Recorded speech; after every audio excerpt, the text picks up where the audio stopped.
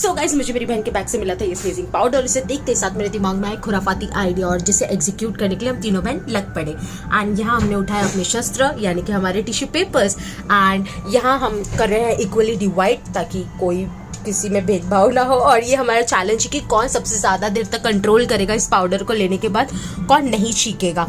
And अगर आपको पता नहीं होता इसे छीकनी भी बोलते हैं, जो आपको मेडिकल में आराम से मिल जाएगी। एंड यस, सो आपको क्या लगता है कौन सबसे पहले स्नीज करेगा?